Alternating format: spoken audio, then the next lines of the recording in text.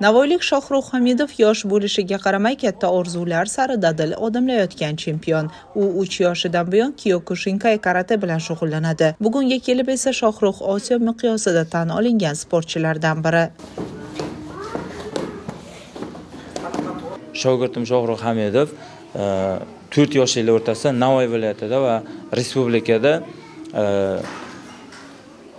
tezkorligi va chaqqonligi va o'z ustida ishlashi, ota-onasi tomonidan berilgan e'tibori, uning mana shu O'zbekiston va xalqaro musobaqalarda o'zini ko'rsatishiga biz ham turtki bo'layapmiz.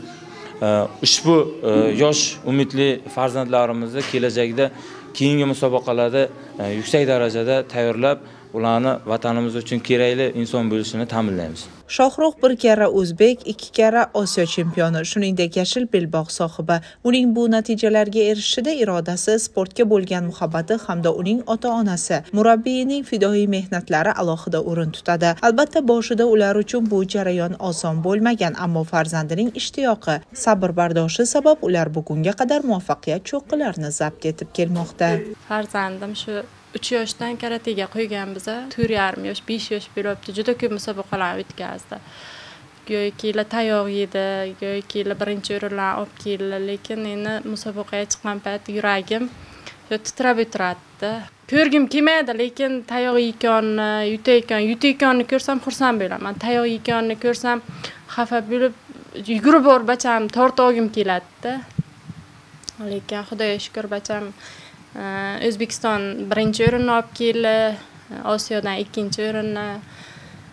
Xursandman farzandimni shunday yutuqlarga erishganda. Kadrlarda ham siz jajji chempionning shijoati va g'ayratini ko'rishingiz mumkin. Haqiqatan ham kontaktli karateda uning mahorati boshqalardan anchagina farq qiladi. Kuni kecha Toshkent viloyatida bo'lib Osiyo kubogi uchun o'tkazilgan chempionatda bu yana bir karra o'z isbotini topdi. Ya'ni Shohrux ushbu musobaqada ham mutlaq g'olib bo'lib, yana bir bora Osiyo chempioniga aylandi. Men nash ko'raman. Ko'plab musobaqada ishtirok etaman. Osiyo chempionati bo'lganman, O'zbekiston chempioni bo'lganman.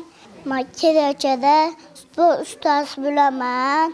Respublikamizda Shohrux kabi iqtidorli yosh sportchilarimizning ulg'ayayotgani kelgusida davlatimiz bayrog'i mudom ko'klarda hirpirab turishidan dalolatdir. Shirin Gulasova va Sevjor Sattorov Zamon informatsion dasturi uchun Navoiydan tayyorlandi.